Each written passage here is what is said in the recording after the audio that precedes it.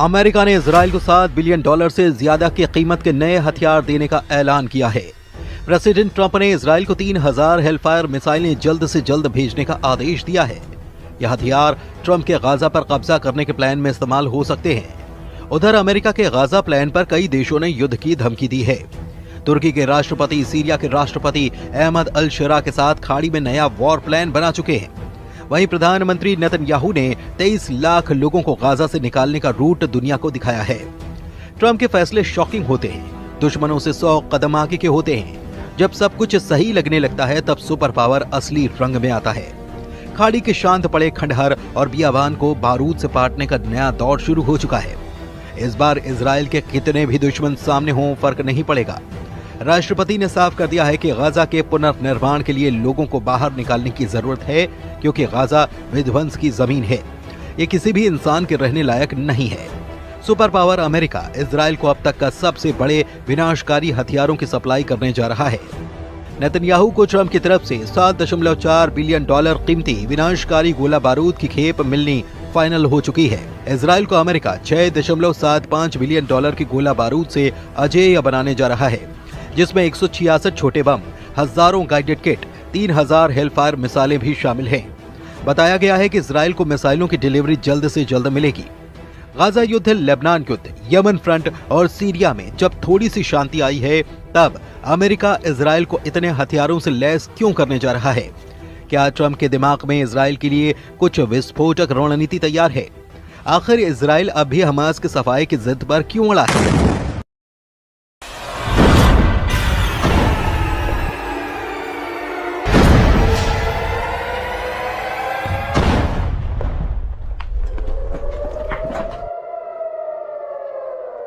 Netanyahu का mission नकबा क्या है?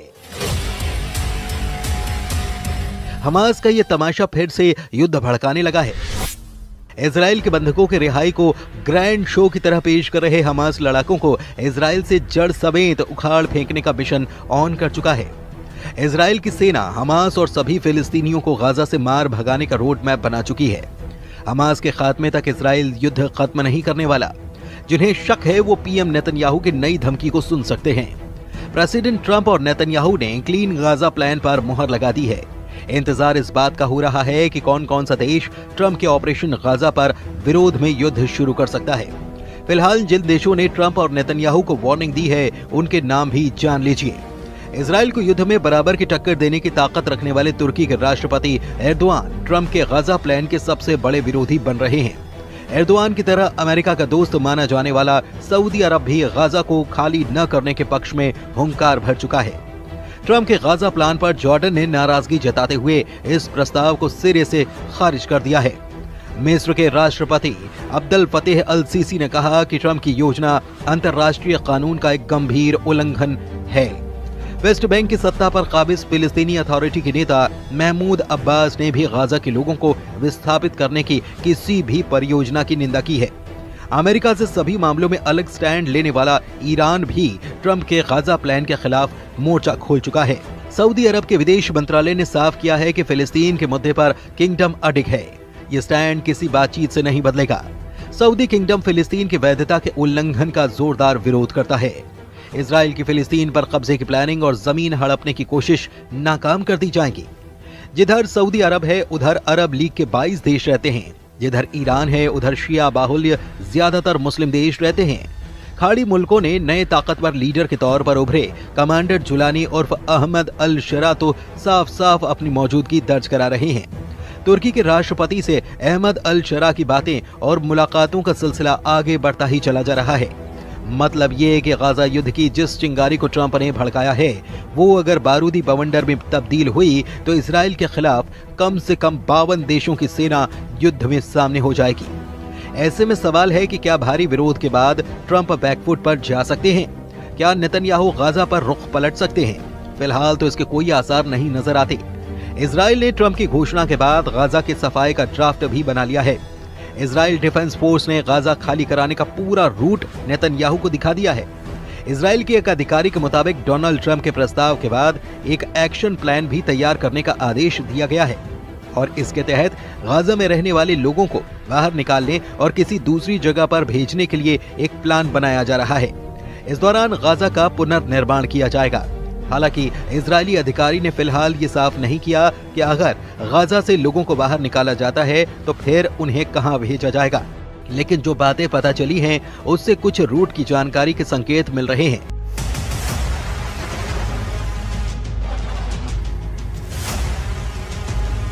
गाजा पट्टी और इजराइल के बीच 5 जमीनी क्रॉसिंग हैं। शुरुआती योजना के मुताबिक इन 5 पॉइंट से गाजा पट्टी के लोगों को बाहर निकाला जाएगा। इसके बाद लोगों को बस से करीब 250 किलोमीटर दूर रेमन एयरपोर्ट या फिर अशदोद बंदरगाह तक ले जाया जाएगा। यहां पहुंचने के बाद फिलिस्तीनी नागरिकों को आगे किसी देश में भेजा जाएगा, लेकिन वो देश कौन सा होगा फिलहाल इसका खुलासा नहीं किया गया है।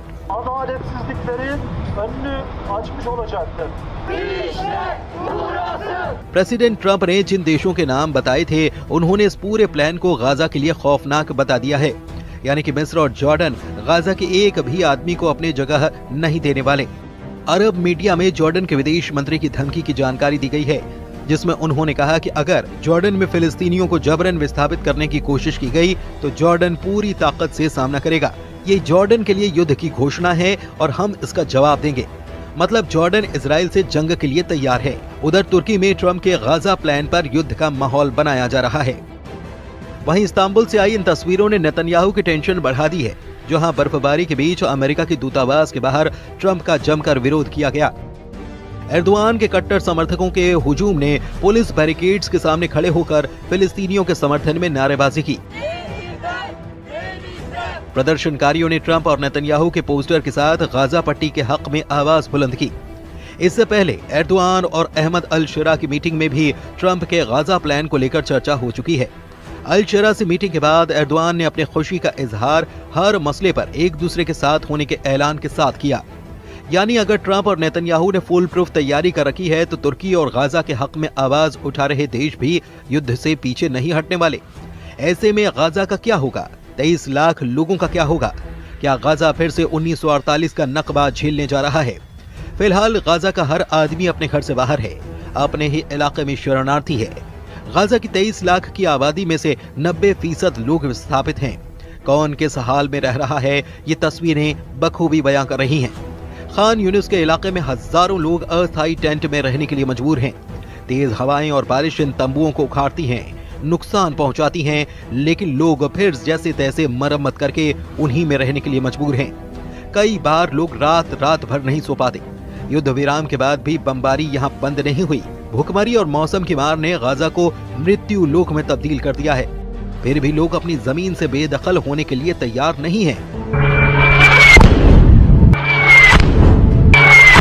77 बरस पहले जैसी तबाही गाजा ने झेली, सब कुछ वैसा ही फिर से होने का खौफ यहाँ पर पसरा हुआ है। अमेरिका का गाजा में बढ़ता दखल कई खाड़ी मुल्कों की तबाही का सबब भी बन सकता है। इजराइल के लिए हर लिहाज से अब माहौल मन मुताबिक है। ट्रंप से व्हाइट हाउस में मीटिंग के बाद नेतन्याहू पूरी तरह कॉन्फिडेंस में लौट आए हैं। अमेरिका से लौटने के बाद नेतन्याहू ट्रंप के प्लान पर जल्द से जल्द अमल करना चाहते हैं।